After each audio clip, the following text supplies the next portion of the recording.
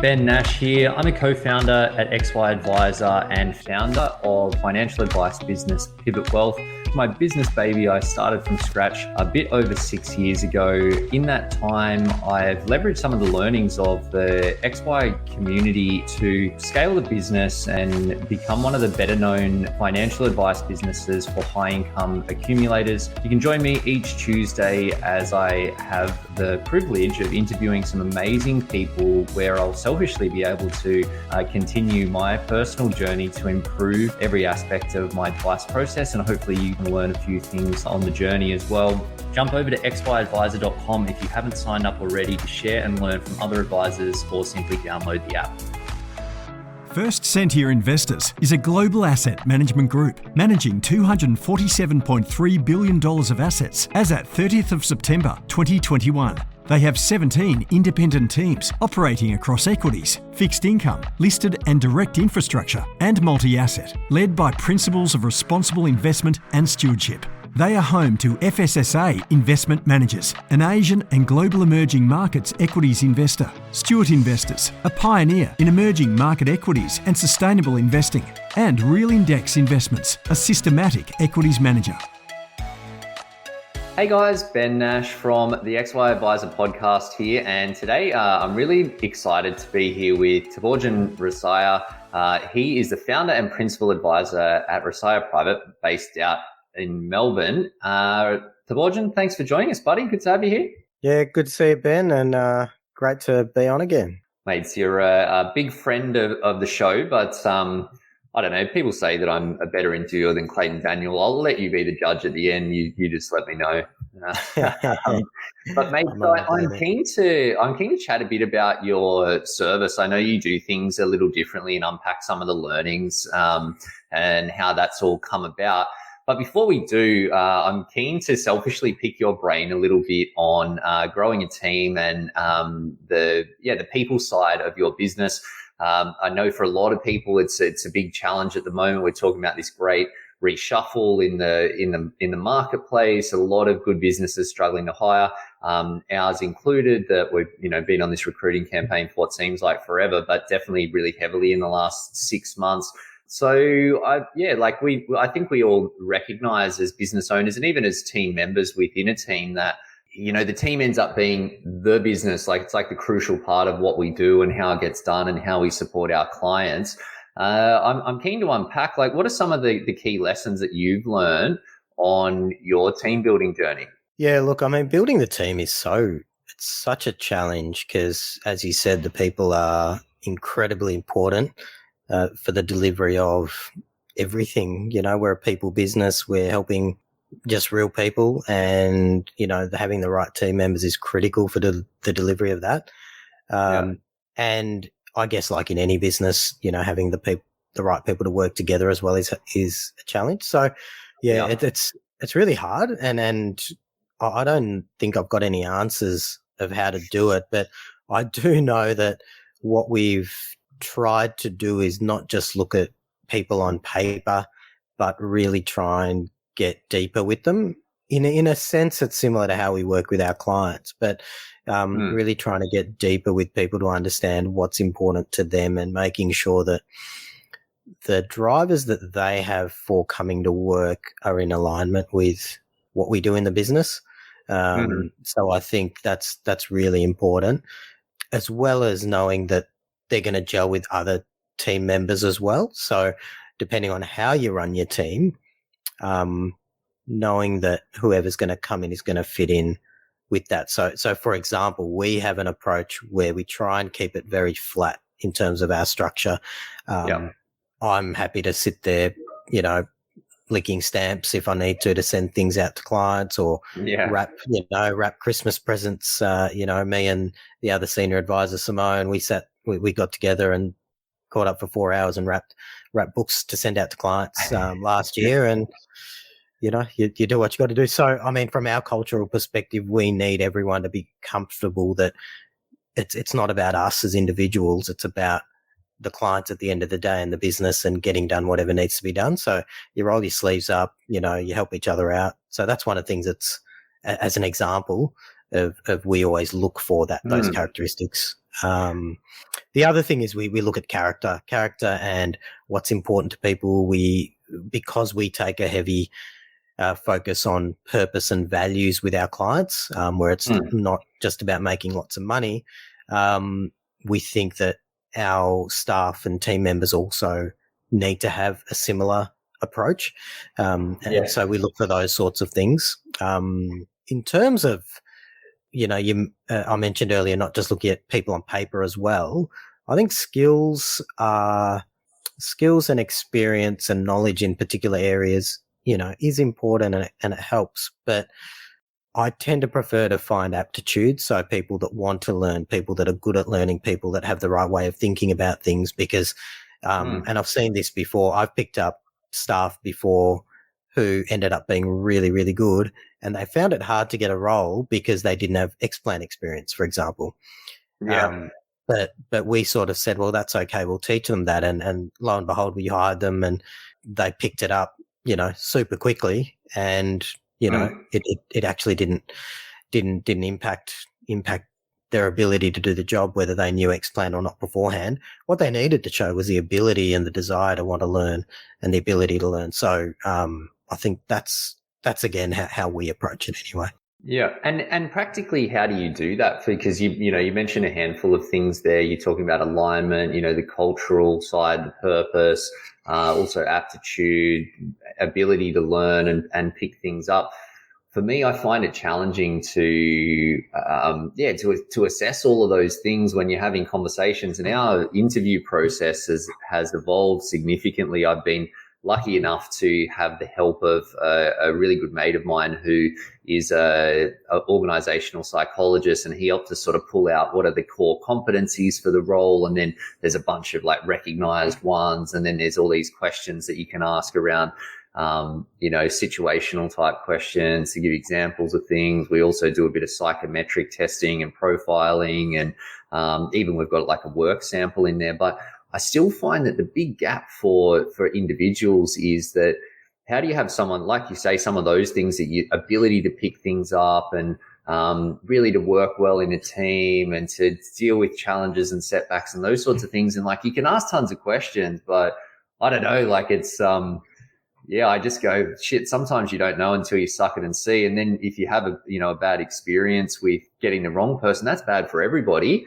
And you think of the time impact and the costs that come with doing that. It's like total nightmare. So you're trying to do everything you can, but I just go, there's just like, I don't know. I just wish that there was a test, or you could just stick a camera on someone and follow them around for a month, see how they work and live and stuff. But how do you actually tackle those sort of less apparent traits and attributes? Yeah, I agree with everything you said. It's so hard. And you can do, again, I don't have any answers. I actually don't know. The way that we have done it is doing it in different ways. Early on, I just, talked to people myself and found people that I already knew, that sort of thing. I then used recruiters, a specialist financial planning recruiter to help with a couple of hires, which worked to a certain extent. I've also used one of my business coaches who's, I've had different business coaches for different things at different phases and different stages of the business. And so tapping into their expertise has been helpful. So one of those coaches helped recruit for our operations person, and it was very much about identifying the way that they think, as opposed to anything on paper, because it was more of an operations role, not an advice related role. So, and they went through a whole lot of psychometric testing, numbers of interviews, as we did as well. And then I've also had another business coach where we've done a different type of testing, more around motivation testing and things like that, to compare what motivates our people. There's this system that we use that was really insightful for me a couple of years ago, called motivation mapping. And so one of our coaches introduced that, and we've used that with all the staff that come in to help each other understand the other team members' motivations, which was that's been really insightful for me, actually. The premise of it, just really quickly, is that we're all motivated by different things. And a really good example is I like thinking of ideas and how we can take the business forward and how we can do something better, for example. So I'm always coming with ideas. And so, in a team meeting, I'll be like, oh, guys, I've thought of this, what do you think about this, blah, blah, blah. And I'll be going on about it and just see that they're not really getting up and about it. And so I just keep talking about it more and going, oh, I've got to tell them more about it. Why isn't it getting interesting?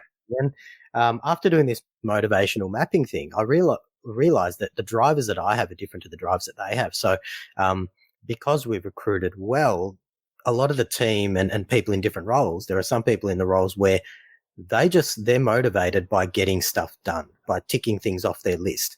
And so if I'm talking about a new idea, for me, that motivates me. But for them, she's not going to do the work.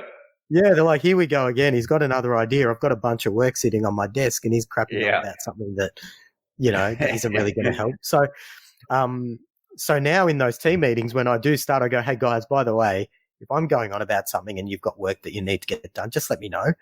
Cause that's what I will, I can go on like that. So, that was really insightful for me, that exercise. I'm definitely going to look that up, post this conversation for sure, because it's go on. I was just going to say, it's all about that, how people think. I know that and we got this through our business coach, that they're big on wealth dynamics profiling, and it's the same thing, that you've got different energies of people. And for me, that's been a huge help in communicating and explaining things to different people at different seats in the team. But it's all those, all of those things that are important because it's great to have great team members, but then you want to have a great team that works well effectively. And it's like two different things as well, that I know for me, one of the big learnings over the last little while is you go, okay, it's great, let's get great people. But then you have to translate that to say, how do we work really well together? Definitely. To answer your broad question in terms of how do you cut through, we've got tests, we've got different processes for recruiting and things like that. But I haven't found any way that helps apart from having lots of conversations, and having lots of conversations. I guess we call them interviews, don't we, in recruiting? So having lots of interviews or conversations, and getting off topic, getting into conversations that's not about the job or the role, getting to know people at that deeper level, that has really helped. And I find it really hard to go through the interview and the recruitment process, I'd say. And so that judge of character has only worked by having, some of those extra conversations.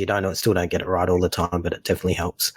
You might pick up on something and you go, there's something that just doesn't fit there. And, our ops guy, Peter, shout out to Peter, who's just moved down from Sydney, started with us in August, but moved down in January to start with us. He's, because he was based in Sydney, I was almost trying to find reasons why he shouldn't come on board, because I could just see there's a lot of risk in that, hiring someone that's going to move. But every conversation he just kept, it just made sense, and it just he had the right experience. He had the right way of thinking and going about things. So that was a really interesting piece as well. Yeah. Well, mate, based on the fact that he's prepared to move from Sydney to Melbourne, I would say that he's deeply committed. So you should commend that. I would say, because that's absolutely. That's mate, right. Last question on hiring is just around advisor hiring, and it sounds like you've got a great, senior advisor in the business already, as well as the, senior team members that, we're looking to hire advisors at the moment, and it's something that I've found challenging to find. You've got a reasonably unique sort of service offering, business and approach. Well, I wouldn't say it's probably unique in a lot of ways, but like uncommon as well. That I found that there's a lot of advisors that have a lot of experience, and they're probably fantastic advisors as advisors. But when you think about all of the things that you want for your role, and, finding the right, not only a great advisor, but a great advisor for your business and clients and team and approach, like, what would you say are the key lessons that you learned around that? Or what do you think is really important in going down that path? Yeah. So with hiring advisors, I'm again not that experienced in that, so I don't have any of the answers for you. You've been through it a bit more than me, but we've got, it's myself, and then I've got one senior advisor, and she's the only advisor I've had to recruit. So shout out to Simone. She's really experienced advisor, smart lady. It was hard to figure out, find the right person. So I came across Simone through a recruiter. But it was really the conversations again with her. It was multiple. She didn't want to jump into a role either. She was being quite, taking her time to find the right role and something that felt right. So Yeah. that helped to a certain extent, because you're not running to this timeline of, they want to quickly get a job and we want to quickly hire. It was kind of it took time. We had multiple conversations, had some coffees, really got to understand motivations, what's important in her life, and getting that right alignment. And our business is quite different to what she was used to as well. So as you said, the way that we give advice was very different to what she was used to, but she really connected with the way that we do things. So she could see why doing things a different way might actually be beneficial. And she's been with us for a couple of years now, but she still says, I'm still constantly trying to not undo, but trying to change the last 20 years of doing things a certain way. I can see why doing it this way is better from her perspective. And so it becomes a motivation and a positive. And I think that's important as well, because sometimes if you're recruiting someone who's moving from a different environment to a new environment, I guess the automatic thing is that it's a negative, that you have to do things differently, or you have to change the way you're doing things.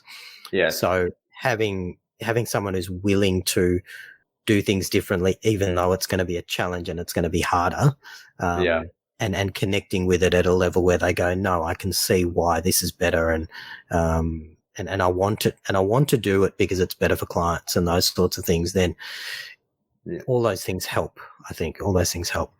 Yeah.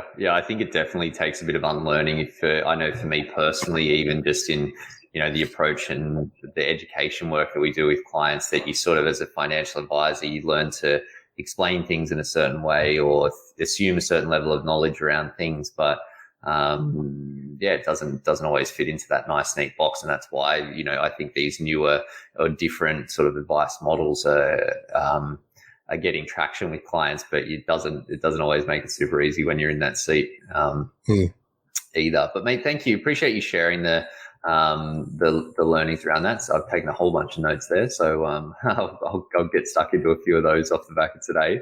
But I'm keen to, I know that you've been on the podcast a couple of times before, but for anyone that isn't across that, can you just give us the sort of higher level, like your service solution, and how did you actually go about sort of coming up with that and building it out? Yeah. So I guess if I go back to give a bit of context, I was fortunate to start my second or third role in advice with a guy called Kevin Bailey, who ran a company called the Money Managers. Really successful guy, really ethical guy, ran a very good business out of Melbourne here. So I was fortunate to join his business. Became involved in part of the new business side of that as well, and then became an equity partner in that firm as well. We then joined with Shadforth, which was, for those who know Shadforth, a really good bunch of, independently minded boutique firms that got together, high quality firms. So I've been fortunate to have had some really good experience with some great people. Another person that people might be more familiar with, who's still active in the industry, David Hines. I worked very closely with David for many years. And still catch up with him on various things here and there. So that's one thing I was really fortunate to have. And one of the things that I picked up and learned through working with some of these guys is, the way you do things today isn't the way it's always going to be. It's always challenging the status quo. It's trying to find better ways of doing things, especially in an industry which is becoming a profession that is so young. And I think that mindset is something that is just innate in me now. that always trying to find something better and find something different. It creates a hell of a lot of problems as well, because you can't just sit still and, focus on doing what you're doing. But I think Yeah. long term it works out really well. So I've generally got that mindset of always trying to find ways of doing things better. And I'll always feel like, yeah, we're not doing things very well. We can always improve. We can always improve. We can always improve. And then people from the outside sometimes say, you're actually doing, what do you have to improve? It's going pretty well. But I think, that's you. I'm sure you feel like that as well, running a successful advice practice. So when I left Shadforth, the Shadforth business, which is a great business, really good quality advisors, delivers, really good advice. For me, it was about when Shadforth listed and then got bought by IOOF, it was, huge, IOOF, massive group, all that sort of thing, good people, but it became the size where it was harder to move and change. So that whole perspective that I had, where I want to be able to challenge things and introduce new things, it becomes harder and harder in a large business. And for me, I think one of my mentors said, can you see yourself? They could tell that something wasn't quite sitting well with me, and they would just say, is it because, can you see yourself here in this business for the next 10 years?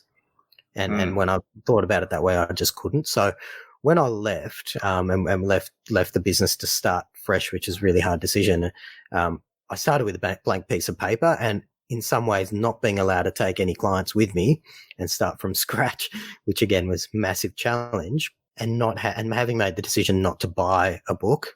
It was all a blessing in disguise, because I said, what I didn't want to do is start the firm and just do the same thing somewhere else. I wanted to try and give myself the opportunity to try and reinvent what it could be.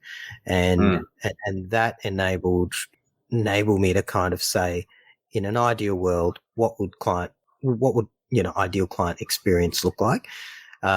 Put compliance aside, put the way that we've given advice in the past aside, and how can we do it? And it kind of landed me on the conclusion, which has gradually developed and become stronger over the last few years, landed me on the point where we effectively want to just be adding massive value to clients. There's a selfish element in that as well. We don't want to be doing work that's not that impactful. I guess there's lots of ways to make money in our business, in financial planning, and that's all fine. I think for me, I said it's not just about making money. It's about, having impact in the world and having the impact in people's lives. And so in order to do that, my assessment was we needed to approach it in a particular way. We needed to be not focused on products, but focused on the clients that we have. And a lot of these things are consistent with some of the messaging out there from other advisors, and, I think in the XY group as well. But, really challenging ourselves on that to make sure that there's nothing that's going to push us in the wrong direction when we're trying to add that massive value to clients. So that's kind of a high level premise, which I think is important in the way that we try and run the business. So when you were working through this process of, blank piece of paper, you're thinking about the client experience. I'm just interested, because I know that a lot of people in the XY community are either, considering starting businesses or constantly revisiting their service offerings and what they do to help their clients. Did you start with a specific client in mind, or was it targeted? You mentioned, and I know we were just chatting a little bit offline, but about like clients that you can add massive value to. Like, client experience is obviously very, very important, but then when you're building that advice practice, it's like, well, what are you actually going to do? Like, what problems are you going to solve? How did you tackle that part of your service development? I think the reality is with that is that it's going to change and evolve. And for us, it definitely has. We've just, last year we introduced a new adjustment to the way that we service our clients, which, we're testing out. And I think it's with the aim of delivering massive value to clients and doing more for clients and adding more value to them. So I think the starting point is always understanding why you're in the business and what you're trying to do, why you're doing it. And so the way that I was able to try and come to that is remove the things that you have to do that you don't think are, for the client. So for a good example is the way that we bring our new clients on. We onboard our new clients without an SOA. We have an ongoing service agreement. to do things for them, to help them with particular things in their life. And when they need an SOA, we do an SOA. So starting with a blank piece of paper enabled me to go, hang on, so is a statement of advice valuable to the client? I came to the conclusion is that the statement of advice itself is not. It's an important piece when you're making certain recommendations, but the client doesn't value it. What adds the value in my mind was the client experience, the conversations we're having, the delivery and the execution of the advice, and connecting it with the client's purpose and values. That's what I identified as being actually valuable to the client. So that led us to then saying, well, hang on a sec. Do we need to push a client through a process so we can give them a statement of advice, collect a fee, and has that actually been a valuable exercise for the client? And have we focused too much on this thing in the process that's actually not that valuable to them? And so that's the way that we've redesigned it now. And we haven't had a single client who said, hang on a sec, I wanted a statement of advice. How come I haven't got a statement of advice? Or, No way. That's just an example of, just really thinking about what does the client get the most value from. I know that if I've got to spend, if the business has to spend 10 hours doing a statement of advice that you're using to explain everything to the client, I know that the client would get better value from 10 hours of conversations with the advisor or members in the team explaining the advice. So it's and that's sort of the test that we've always had. Is this valuable to the client or not? Yeah. And obviously, your business has been going for a bit, and we all start somewhere, and it's great to have a great plan around what we're going to do. But as for our clients, we know that, life doesn't follow our nice, neat, straight lines. And then we learn stuff on the way, and things change and all of that sort of stuff. For you, if you think about your service, what you do for clients and how, over the last sort of 4 and a bit years, what have been the biggest changes or shifts in what you've done, and what were the insights that drove those? Good question. Probably the biggest change has been this change in how we service our ongoing clients. So as I said, with our new clients, we don't push them through a process really quickly. We don't charge an upfront financial planning fee. We basically start the engagement as an ongoing client from day one. And we're not pushing them in a particular direction because we need them to. So we can do an SOA, or so we can get paid on FUM, or so we can get an insurance commission. So we're not driven by any of those things, which really allows us to let the client circumstances guide how we deliver that onboarding process. So from an ongoing client perspective, however, client's been onboarded, you've got a relationship with them, you know them pretty well. And now our job is to make sure that they achieve the things that are important to them and make adjustments along the way. So I guess in a world that potentially we're trying to make advice more affordable and we're trying to make it more efficient, we've gone from annual meetings to four touch points, 4 key areas that we touch on during the year. And so our workload has increased significantly, but the aim with this, and this is to be proven, but the aim is that clients are going to get a lot more value, and we will be far more structured in the way that we deliver our advice, and we don't miss anything that's really important to the client. I think it came about because, you have your typical annual review process, which is, pretty standard. But what I found, having done sort of an annual review process for 15 years, is that, you go into the meeting, you got an hour and a half, and there's a whole lot of things that if you're covering everything, there's so many things to cover, right? Yeah. But what tends to happen is the client ends up talking about the things that they want to talk about and raise. The advisor addresses those things, but then focuses on the things that they want to address and raise. But there's always a whole lot of things that just get a bit of lip service, if anything, or just don't get done. Yes. And so without having the structure around delivering all the things that the client needs, it's easy to miss things. And I think that's not necessarily from the perspective of having to do particular things, but for us, most of the value that clients will get is that they don't have to worry about money anymore, and they know that they're going to achieve the things that are most important in their lives. And a large part of that comes from knowing that your advisor is going to take care of the things that need to be taken care of, whether or not the client remembers or not. So Yes. clients knowing that we're going to go through this four-stage cycle during the year, and they know that we're going to address these things with them. The concept is that they're just going to go, well, I don't know. I never have to think about this stuff. I just Yeah. do what Except I've got when to do. I'm told to, which is a good place to be in, right? Yeah. So as long as we can deliver that with efficiency, I mean, you got to be able to run a business profitably so that you exist for your clients. Yes. In the future. As long as we can deliver that efficiently, then that I think is going to be that's a change that we're seeing. We started implementing it last year, obviously teething problems, and you do the best you can do.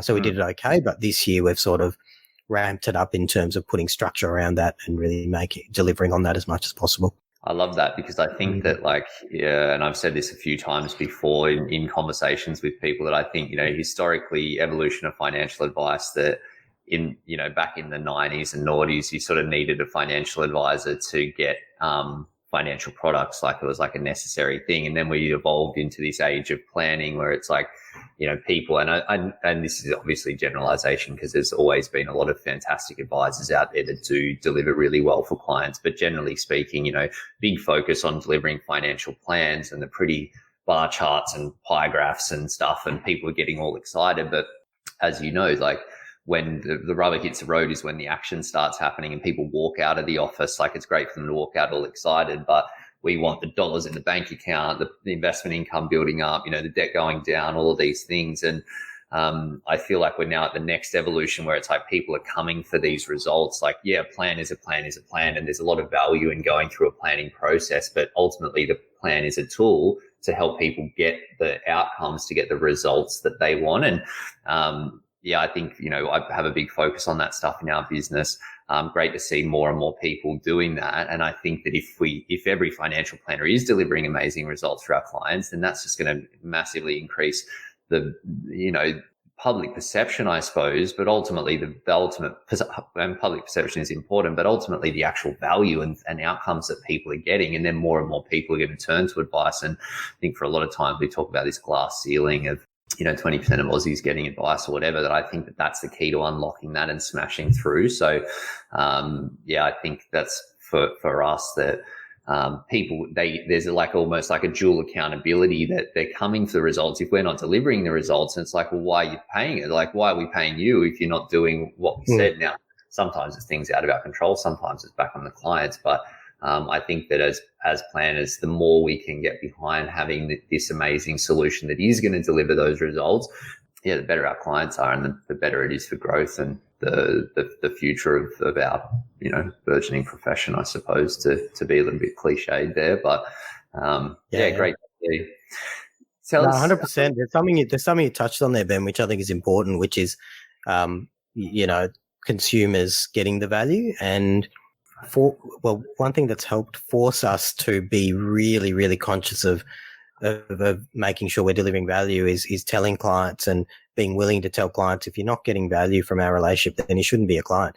You shouldn't be paying for something unless you're getting massive value.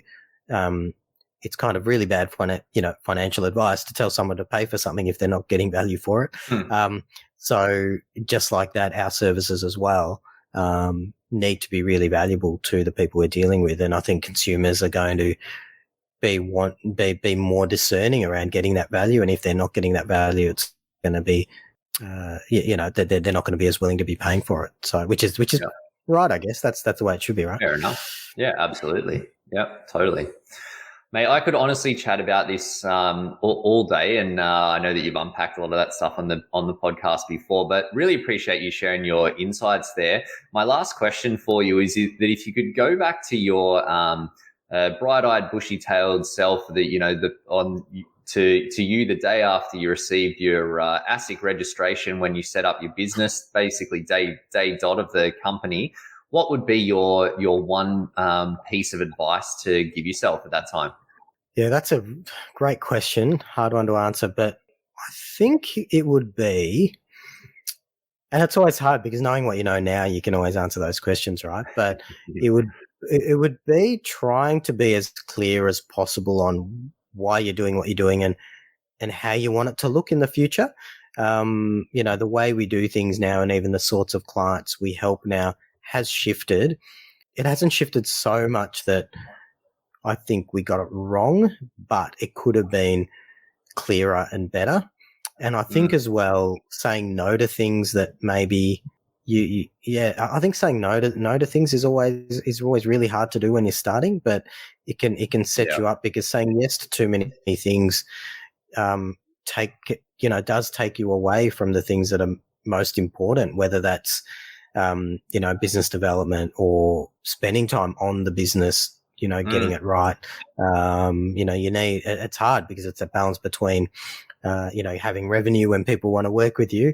But, to be honest, early on, we did take on clients that we probably shouldn't have, maybe because we were doing too much work for them and they weren't paying us enough or something like that. And we hadn't worked out how much we need to charge and enough and things like that. So, but that holds you back. And I don't know if it's possible to know that up front, but I think it's important to be thinking about those things to try and avoid that as much as possible. But absolutely, yeah, and I think it is. I actually just made a note of that to go like, why are we doing what we're doing? Like, what is it for our clients? What is it for our business? What is it for the team? What is it for us personally? I think it's easy to lose sight of that because you're just caught up doing things and doing the next thing and doing the next thing, and there's always a next thing and 10 next things in front of that thing. So I think it's a good idea to take that stock, because when you apply that lens, it does bring a different level of thinking to, if you can start again, like you say.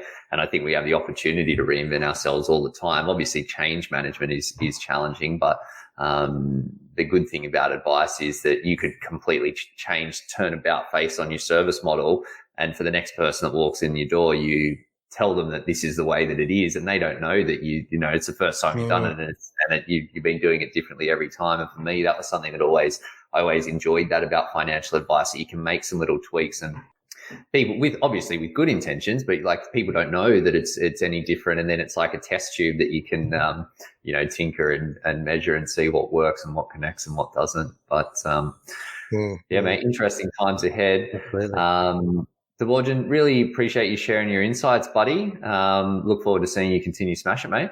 Yeah, no, great to be on, Ben, and learn from each other and the community. So, no, really great and good stuff on the podcast. Good to have you on. And I don't know who's better yet, mate, whether it's you or Clay, but I'll let you guys You can tell me offline, don't worry. I'll make sure that I relay it extremely accurately to Clay. Awesome, man. Okay, thanks again. I'll catch you next time. Yeah, brilliant. Cheers. Thanks for the chat.